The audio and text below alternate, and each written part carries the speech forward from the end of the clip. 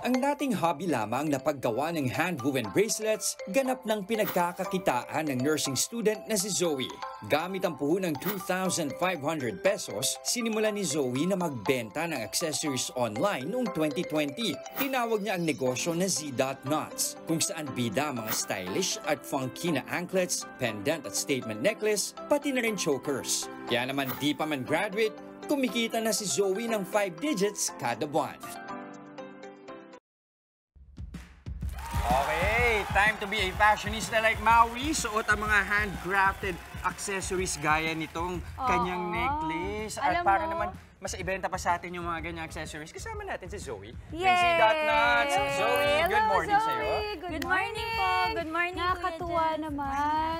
Nakakabilib ka sobra. Alam mo, hindi ako ma-necklace, pero dahil dito, mapapa-necklace na ako dito sa gawa mo. Ang ganda. Thank you po. So ano-ano ba itong mga mabenta mo na mga produkto? So, ang pinakamabenta ko po dito is yung mga pendant necklaces. Ayan. So, perfect po siya ngayon kasi bakasyon na po, di ba po, summer, tag-init, and gusto po natin pumunta sa beach. Ganyan. Yes. So, ito po, kunwari, mga nakatupi sila, tapos parang statement necklace po siya na nakita yung beach. Yan, and gaya ay ng nagre-represent siya ng nature din po natin. Magkano ba yung ganito? Yung mga It statement ranges ano, from necklace? 249 to 279, Wow. 299. Pero nakaano po kasi siya, mind basis po sa IG. Mind basis? Mind basis. Ano ibig sabihin nun?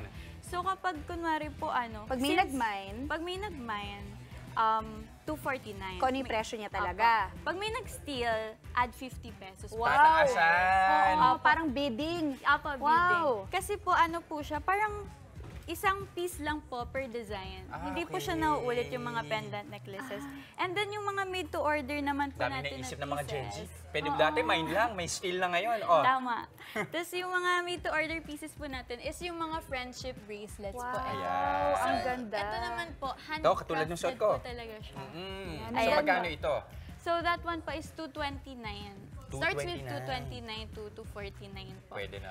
So ito po kasi, mga minimum of 2 to 3 hours ko po siyang ginagawa. Uy, Para sa isang grabe. piraso. Opo, para sa isang piraso. Kaya malaki po yung effort na ginagawa. Oo. Handmade with love po With talaga love siya. talaga. How about itong necklace sa suot ko? Magkano? Yung necklace naman po, it ranges from 400 to 650. Kasi po, Ooh. ano po siya, chipstone necklaces with genuine Chipstone. freshwater. Ayan. So, yan. Maraming ibang kulay. Ano? At Galing. pwede siyang i-layer-layer, no? Apo.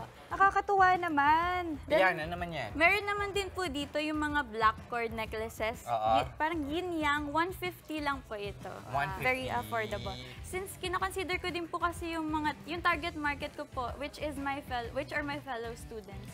Yung So, pangalangan... pasok na pasok. Correct. sa Yung budget. pangalan tatanungin ko kung ang market mo ba ay mostly mga estudyante or mga nanay. Opo. Sa lahat ng to, ano yung pinakamabenta? Ito pong pendant necklaces. Ito talaga yan, oo. Saka maganda rito, Maui, parang kadalasan iisipin natin, baka pambabae lang siya. Pero in fact, pag tinignan mo, may pagka-gender neutral din. No? May mga accessories dito na pwede rin namang isuot ng mga lalaki. Apo. Totoo. Ayan. Ang Saan mo ganda. nakukuha yung mga materialis mo? So ito po, yung mga pendant po is sourced from artisans all over the Philippines. Po. Wow. Pero sa Cebu po yung base ng pendant necklaces. And then ito pong mga cord, ako na po yung nag-curate sa kanya. Ito yung interested akong malaman kasi sabi nga niya, yung bracelet, 2 to 3 hours. Considering na estudyante siya, malaking bagay ang 2 to 3 hours na pagbuno para sa isang bracelet. Paano mo yan nababalanse sa pag-aaral mo? Saka yung kinikita mo dito, paano naman nakakatulong sa'yo?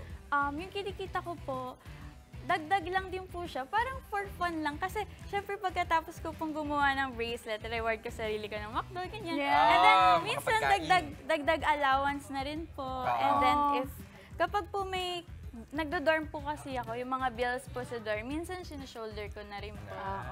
Alam mo, dati gumagawa din ako nito kasi business din to ng tita ko. Pero tama ba na therapeutic din siya para sa'yo? Opo. Nakaka-relax? Opo, nakaka-relax talaga siya kasi parang naging way siya for me as art expression po na parang ma-unleash ko din po yung creativity ko. Kasi parang frustrated artist po ako dati na hindi ako marunong mag-drawing. Okay. Alam ko yung parang sun, moon, stars lang na pang grade 1. Pero nag-iisip po ako ng ibang way kung paano ko malalabas yung creativity ko. And that's through handcrafting friendship bracelets, mga beads na Naging outlet mo na siya. Apo. Buti nga, Sun Moon Stars kami ni Maui, bundok lang namin. Oo, sa may bahay! bahay, Sa may Mida bahay mo. kubo. Alam mo yung Mida mo, tapos yung sun nasa corner. Yes. Alam na Nice yun. field. Pero na nakakatulong daw kasi nursing student to eh. So yung precision niya sa galing. paggawa ng mga accessories. So, Apo. Tama. Zoe, paano ka ba nila makukontak sa mga kapatid natin, lalo na sa mga Gen Z at mga estudyante dyan na gustong kumuha ng kanilang accessories? So ano po, you can follow us on IG at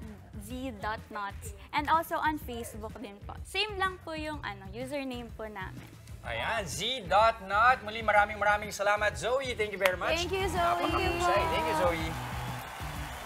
Mga kapatid, Jess De Los Santos po, huwag magpahuli sa mga umaaksyong balita at napapanahong issue sa bansa. Para sa mas malawak na balitaan, mag-subscribe at mag-follow sa social media pages ng News 5.